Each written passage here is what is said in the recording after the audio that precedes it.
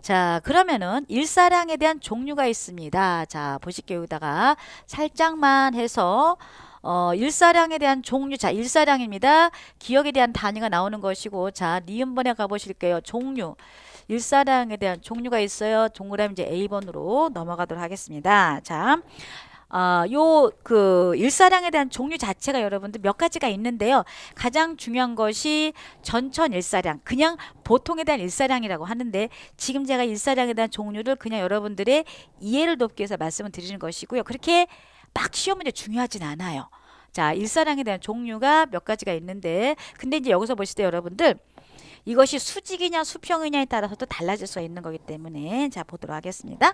자, 일사량에 대한 종류예요. 자, 전천일사량. 전천일사량이다 라고 하는 것이 있고요. 자, 전천일사량이 있습니다. 이거는 수평면 일사량에 대한 관측이에요. 자, 그래서 이런 것들은 가장 많이 사용된다. 자, 뭐 그렇게 여러분들께서는요, 가장 많이 사용하는 일사량이다. 가장 많이 사용한다. 가장 많이 사용하는 것이고, 요것에 대한 내용은요, 자, 수평면 일사량입니다. 수평면 일사량이다라고 보시면 되겠습니다. 수평면 일사량. 일사량이다라고 보시는 거예요. 자, 그리고 또 뭐가 있냐면 이제 요걸 가지고 여러분들께서는 보실 때요. 자, 전천 일사량이 가장 많이 사용되는 거기 때문에 거기에 뭐가 있어요? 공식이 있어요. 자, 그래서 이런 공식 나오면은 되게 많이 긴장들 하시는데요. 그냥 그러려니 하세요. 지금까지 제가 이번 시간에 시작을 하면서 거짓말 한 25분 정도 지나고 있는데요. 공식 같은 거 전혀 말씀드리지 않고 유독 지금 나온 어떤 수학적인 컨셉, 그 단위에 대한 형태가 뭐가 되는다. 와트 퍼 제곱미터라고 하는 그냥 일사량에 대한 개념을 우리가 쓸 수 있도록 객관화시킬 때 필요한 내용이 단위잖아요. 그 단위 자체가, 그죠?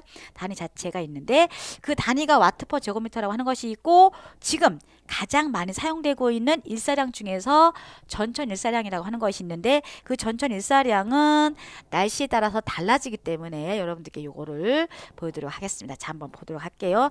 요 전천일사량에 대한 이야기를 제가 좀 말씀을 드려야 되니까 여기까지 일단 설명을 하고 지우고 제가 저쪽에다가 깔끔하게 정리 다시 한번 해드리도록 하겠습니다. 자, 일사량 중에서도 전천일사량에 대한 종류, 전천일사량에 대한 공식도 말씀드리면서 어떻게 하는지 제가 말씀드릴게요.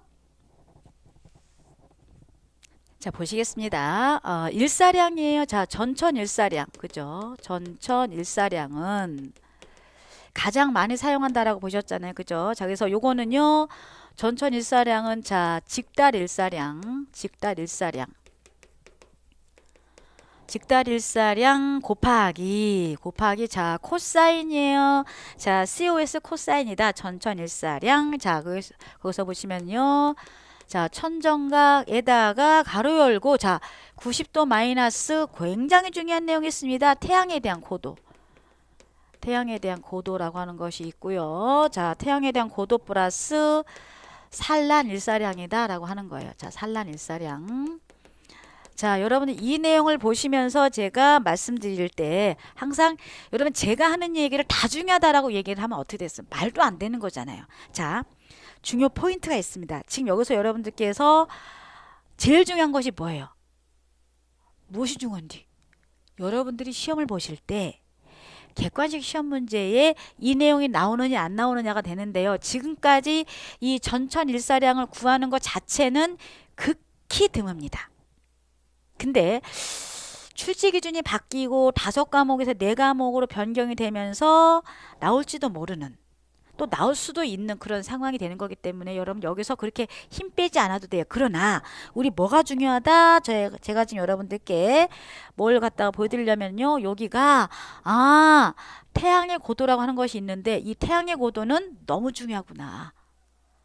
이것이 여러분들 지금 이 화면에서 여러분들이 쭉 보셨을 때 태양의 고도만 신경 쓰시면 된다는 얘기죠. 왜요? 그동안에 나왔던 내용이 태양의 고도에 대한 내용이 뭐가 나왔다?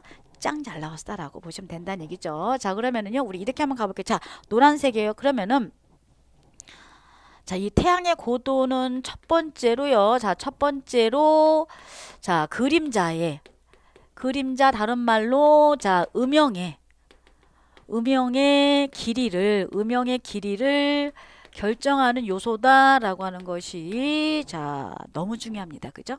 그러면은 그림자의 길이가 달라져요. 언제에 따라서? 태양의 고도에 따라서. 그래서 여러분들 태양의 고도라고 하는 것이 우리나라 같은 경우에는 워낙 뭐 지금이야 사계절이 뭐 많이 뚜렷해지지 않았다라고 해도 그래도 여름날은 덥고 겨울날은 춥고 그 여름에 대한 것 우리가 제가 지금 드리는 말씀은 제 얘기가 아니라 그동안에 나왔던 기출문제에 대해서 보시면은요 고도라고 하는 것이 있는데 두 가지로 나타나져요. 네 가지군요. 네 가지. 자, 한번 보실게요. 이 태양의 고도에 대한 형태를 보시면은 자, 이게 있습니다. 자, 춘분이 있고 하지가 있고 추분이 있고 뭐가 나온다?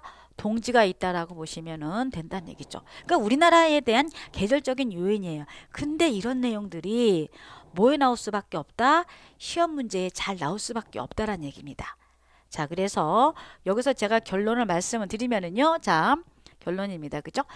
자, 그래서 동그라미 A번에 보시니까 하지는 태양의 고도가 그죠? 자, 태양의 고도가 가장 높다.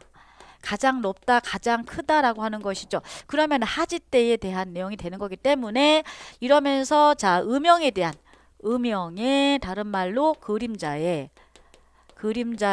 길이가 가장 짧다라고 하는 것이 된다는 얘기죠.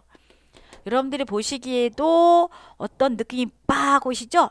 기출문제예요. 자, 필기시험이라든가 실기시험 문제 너무나 잘 나오는 내용이 되겠습니다. 자, 그러면은 여러분들께서 보시면은요, B번에 보시면은요, 동지예요. 태양의 고도가 가장 낮다라고 보시는 것이고, 여기서는 자, 음영의 다른 말로 자, 그림자에 대한 길이가 가장 길다라고 하는 거죠. 자, 여러분들 가장 길다. 제가 지금 빨간색으로 한번 해볼 거예요. 지금까지 제가 여러분들과 이번 시간에 하면서 빨간색 자체로 글씨 쓴 적이 없어요. 그러나 지금 한번 쓰겠다는 얘기다. 뭐가 중요한데? 이것이 중요한데. 자, 동지에 대한 그림자에 가장 길기 때문에 자, 여기서 보시면은요. 동지시의 태양의 고도예요. 잘 보세요. 자, 이거는 총천형성으로 가겠습니다. 자, 동지시의 자, 태양의 고도예요. 동지시의 태양의 고도라고 하는 것이 있는데 이거는 뭘 결정한다? 어레이의 이격거리를 결정한다라고 하는 것이 지금 이 시간에 시작하면서 제일 중요한 거예요. 자, 여러분들 음낮이가 있고 그런 목표가 있는데 태양의 고도라고 하는 것인데 이거 여러분들 뭐라고요?